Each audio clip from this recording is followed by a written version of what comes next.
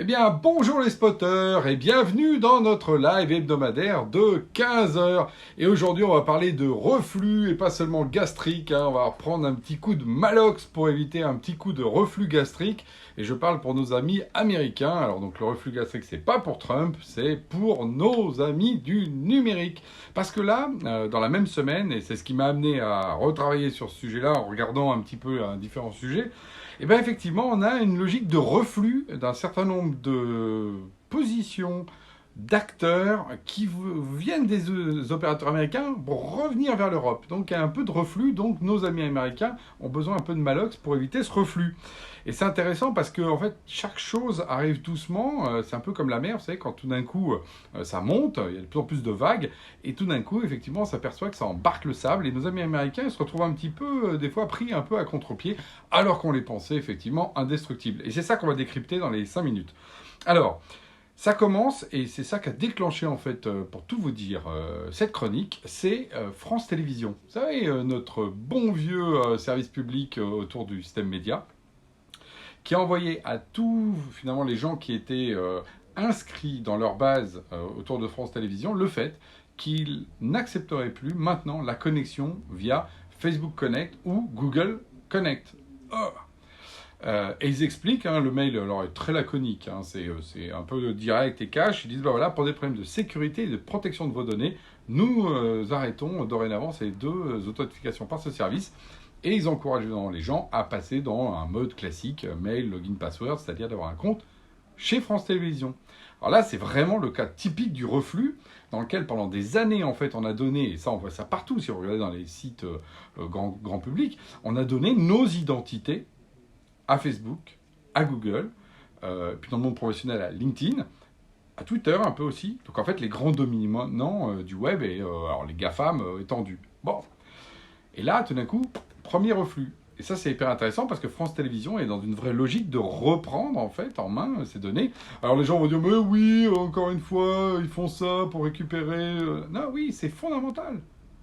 Facebook aujourd'hui existe parce qu'il y a 2,5 milliards de personnes dans Facebook. Point. C'est sa valeur. C'est pas le fonctionnel, puisqu'il y a plein d'autres outils comme lui, etc. Donc c'est vraiment cette force-là. Et là, on le comprend. Donc, hop, un peu de reflux. Et mine de rien, à l'échelle de France Télévisions, donc on voit bien aussi derrière, en ce moment, d'un point de vue stratégique, ils sont en train de faire une alliance qui s'appelle Salto avec les autres opérateurs médias français, donc TF1, M6 et W9, enfin tout l'ensemble, BFM, enfin tout ce petit monde-là, pour former une espèce de contrepoids audiovisuel. Et oui, ils auront besoin d'avoir les utilisateurs, et pas une identité chez Facebook. Ok, good point.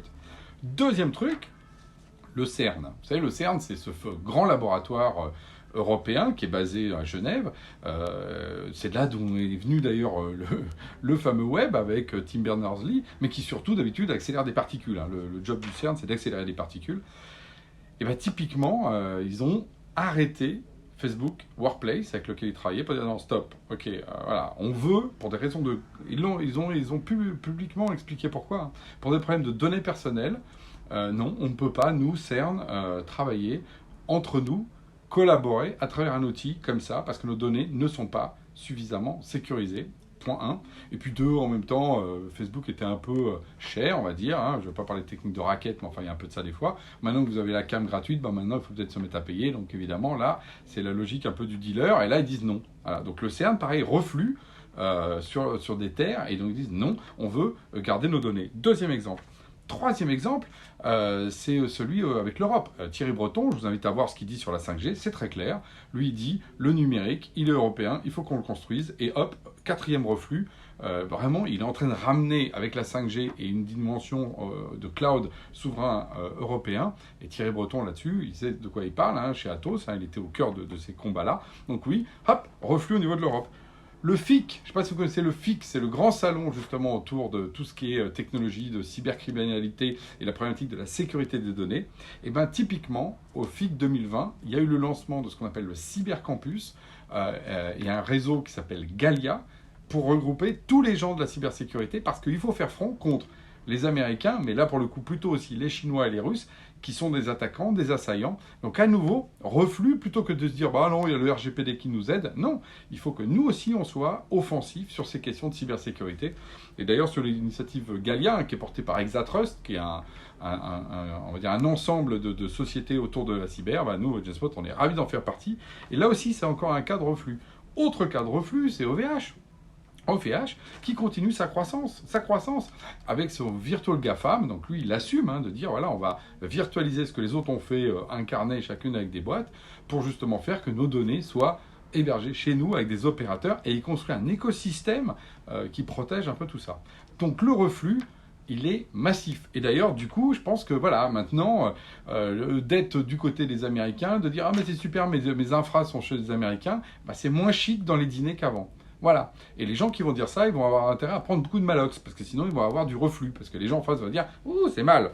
Donc, relocalisation, alors ce qui est intéressant, c'est que le numérique, qui est pourtant le plus normalement facile à relocaliser, bah, ça arrive presque en dernier, après qu'on ait parlé de relocalisation sur les pulls, sur les fringues, sur le fait de décortiquer les crevettes. Vous savez, cette question de crevettes qu'on décortique de l'autre côté de la Terre pour les ramener.